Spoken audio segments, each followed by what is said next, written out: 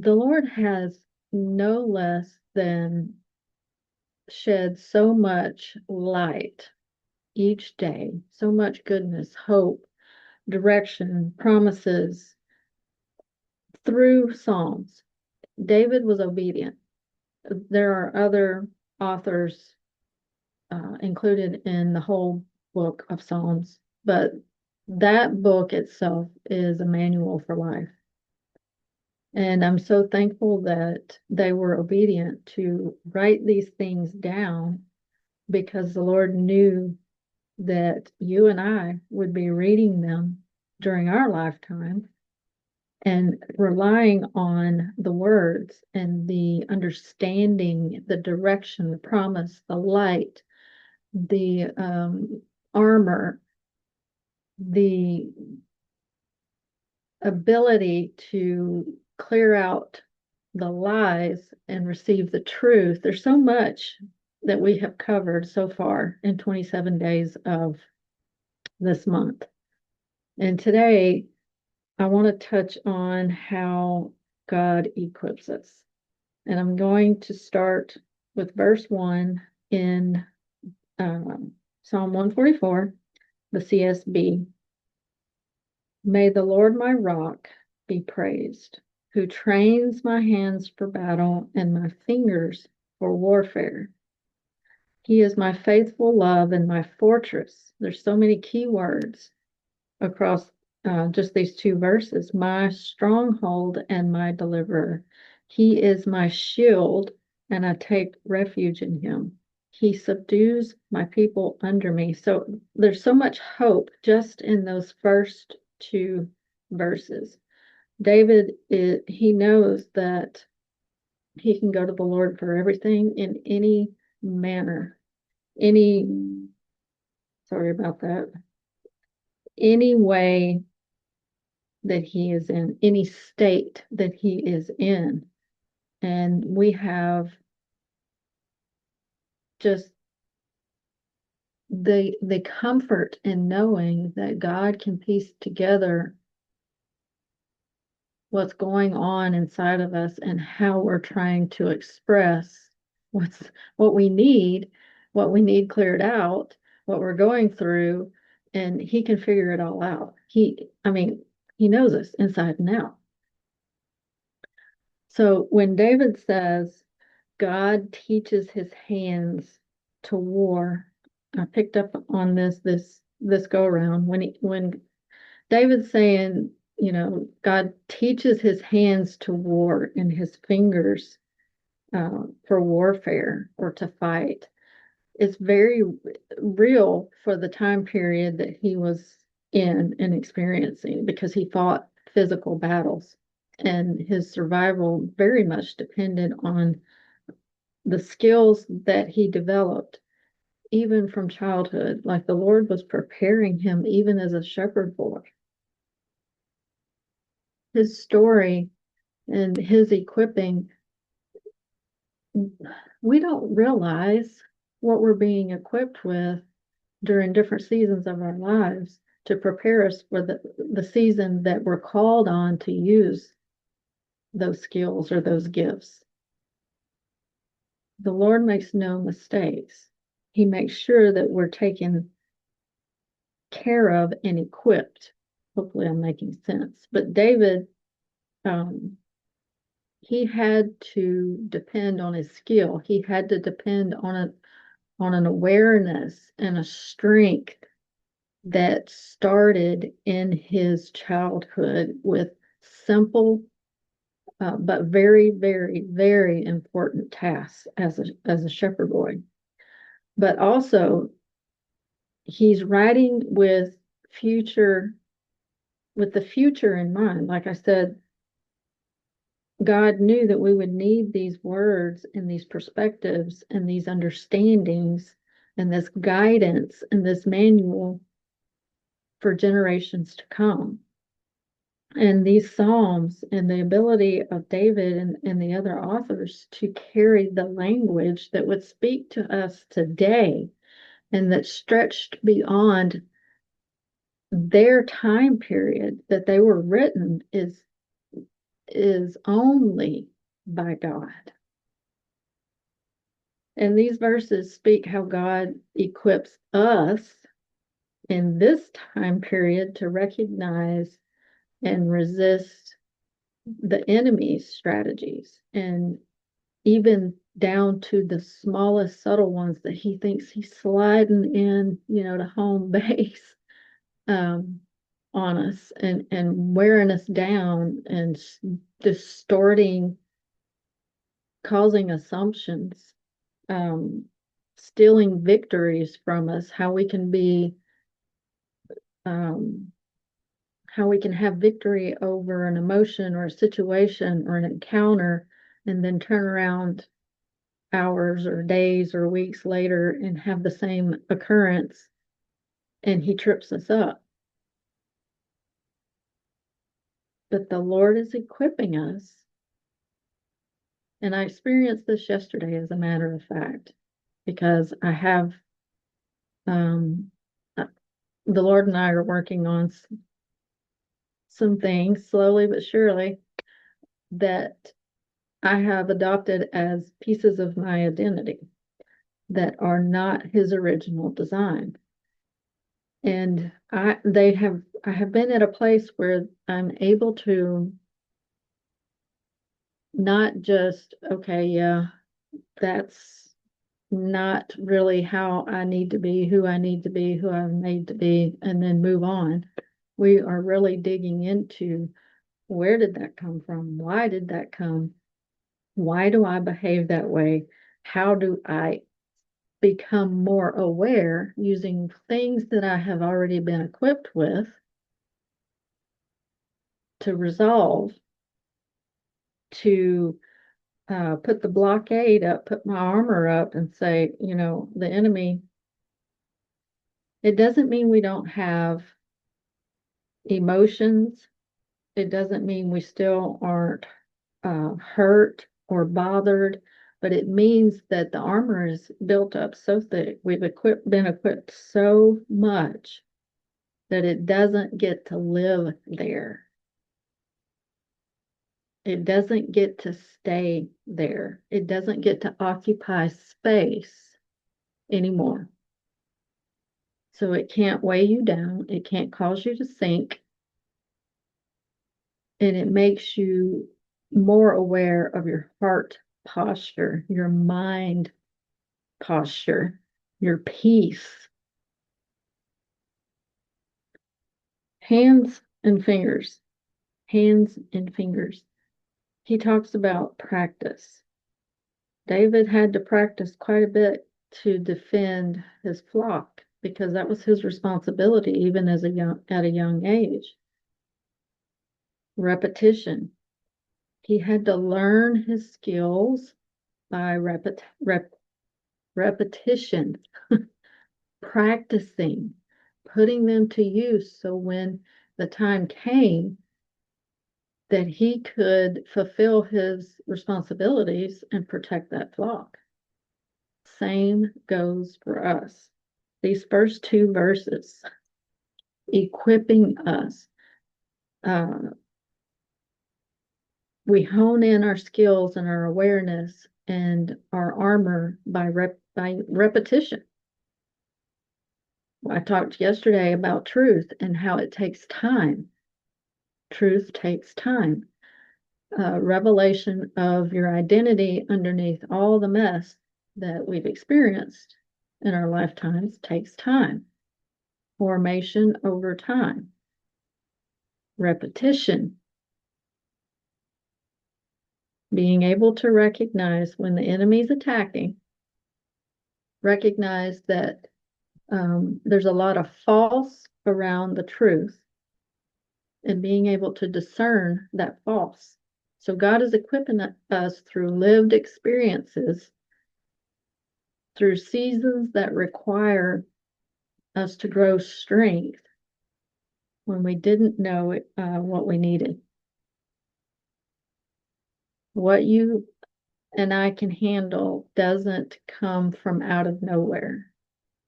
Like David, it's shaped along our lifetime. And it may not have been in your youth like it was with David, but there is something that started your training. So I'm going to continue on with verse 3. Lord, what is man that you care for him, the son of man that you think of him? Man is like a breath. His days are like a passing shadow. I know these two verses can be taken in different perspectives or viewpoints, but for me, these verses actually not only acknowledge the frailty of the human condition and the human body and the limited time that we have to be in this body, but David is acknowledging his awareness of how limited his flesh is in the perspective of resistance to the enemy, resistance to sin, how strength can fade, especially when we are hurt. That's why we have to constantly come to the Lord and do like David, regurgitate everything that, just put it out there. God's attention to us and wanting relationship with us is very, very, very intentional, very, very purposeful.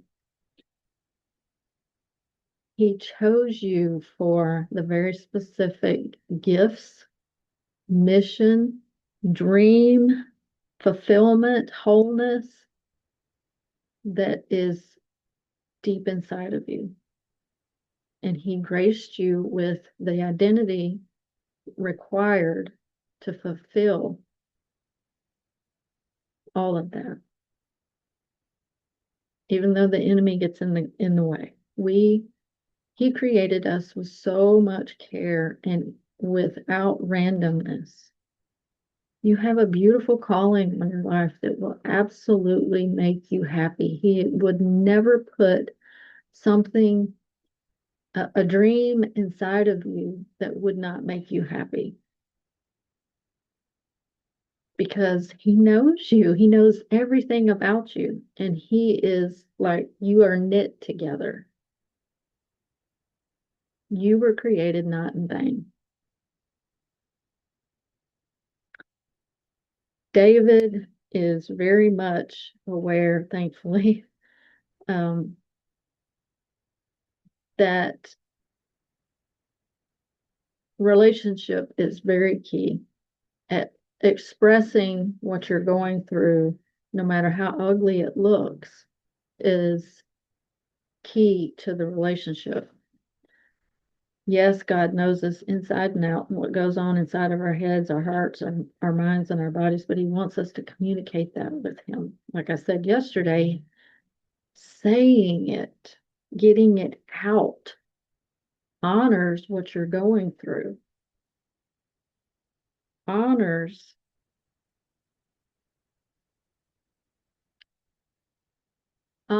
your emotions, respects what you're going through.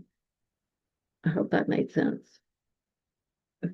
Moving on to verse 5. Lord, part your heavens and come down. Touch the mountains and they will smoke. Verse 6. Flash your lightning and scatter the foe. Shoot your arrows and rout them. Verse 7. Reach down from on high. Rescue me from deep water and set me free from the grasp of foreigners.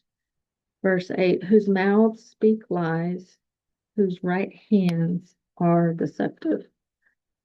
So in these set of verses, there's a shift again with David. He's acknowledging that God has trained his, his hands and his fingers for that warfare, for that battle. And he knows skill matters. And the Lord has, by the way, gifted him with that understanding. We can go through life blind to that understanding And when we receive that understanding of how we were equipped, how we were created, what he has in store for us, what our identity in him is, who he says we are, and the special name that the special name he has for you. I mean, David's at that understanding, wisdom. David also understands something very, very important. Equipping doesn't stop with what we can do. Connection is extremely important. There are moments in our lives when our minds are off, our hands, and how we handle things are off, how our heart feels or where it's at is off. So if you're disconnected, heart, hands, the physical, the mind, there's a loss of connection, and we have less ability. The skills are, what am I trying to say? The skills are not connected.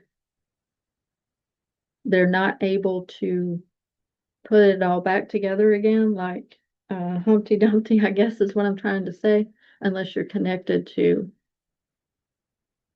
God, because he can knit it back together. He can pull the pieces back together and make them connected.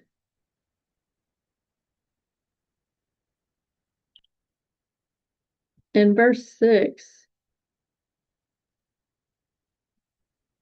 my goodness, flash your lightning and scatter the foe. He's like, shine your light on them, shake them up, let them know that you're there. It's a foretelling. David's like, go ahead and let them know that you're protecting me, you're on my side before they even get to me. So when you feel like you're off, when you start to feel like there's a disconnection, when you feel your mind is scrambled, when your body, like mine, I bend over and my discs pop out, at that time, go ahead and say, Lord, it's coming. I feel it. I have a knowing. Go ahead and hit it with your lightning. Let it know that you see it and it's not going to take me over. And those are areas I need to grow in as well. But David, right here in the scriptures, is equipping us. And that's what I love about this chapter.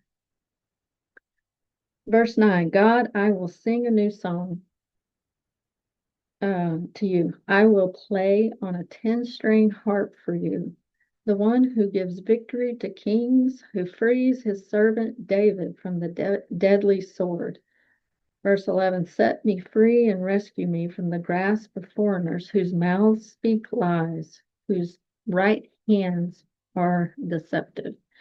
Right here, David is praising God in the middle of that certainty. He like hit them before they even get to me because I feel it coming. I know they're coming. I know the enemy's coming. I know my mind is starting to unravel. I know my body is starting to unravel. I feel like my heart is super sensitive today. Lord, go ahead and hit it with your light. Don't let the darkness come in. And David is praising his victory before it happens. He's requesting his deliverance. Do we request our deliverance in time? Or do we just sit in, Lord, please let me feel good today. Please let me get up and be able to focus on work today. Lord, please help me to be able to sit for at least an hour today. I mean, do we focus on the wrong things? Do we not future arm ourselves with his lightning? And do we not have a full belief? That's another area of study the Lord and I are having. Because of your unbelief in Matthew 17, verse 20. Because of your unbelief. Do you believe? Do you believe that the light and the lightning that you ask for is going to keep the enemy at bay? Verse 12, then our sons will be like plants nurtured in their youth, our daughters like corner pillars that are carved in a palace style. 13, our storehouses will be full, supplying all kinds of produce. Our flocks will increase by thousands and tens of thousands in our open fields. 14, our cattle will be fed. There will be no breach in the walls, no going into captivity, and no cry of lament in our public squares. He's declaring his victory. Happy are the people with such blessings. Happy are the people whose God is the Lord. David is also widening his vision here. He's carried a lot of personal requests and declarations inside this chapter, and now he's spread out. He's lifting his eyes beyond himself, and he wants this to be generational victory. He talks about sons and daughters and how we're formed with care and purpose. This is the language of cultivation and cultivating for the future. Growth that doesn't happen overnight. It takes time. Truth, which takes time. Strength that takes time. David understands that the way God equips him affects more than just his immediate circumstances. It shapes what others are able to grow into.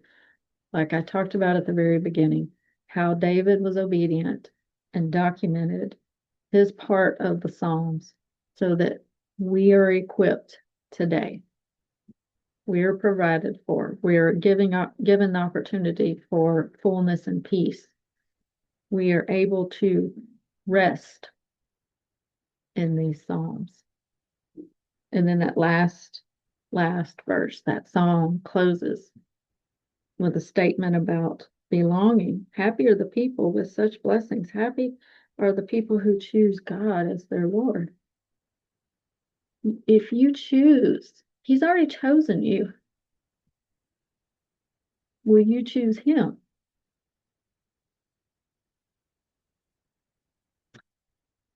Psalm 144 reminds us that God equips every part of our lives. Our hands, our hearts, our minds, our body, our relationships, our future, the generations that we have started, and it forms strength and it reinforces that strength as we concentrate on our connection and put purpose behind desiring that relationship with him. So, wow, so good, so good. I love the Psalms. They were my rock during my darkest times, and I am thankful to be able to share Psalms and go through Psalms again to start the new season, to start 2026. Hope this has blessed you. let me know in the comments, and I will see you tomorrow with a special guest, the next day with a special guest, and then we'll finish out in a very good place this week. So have a blessed one. See you tomorrow.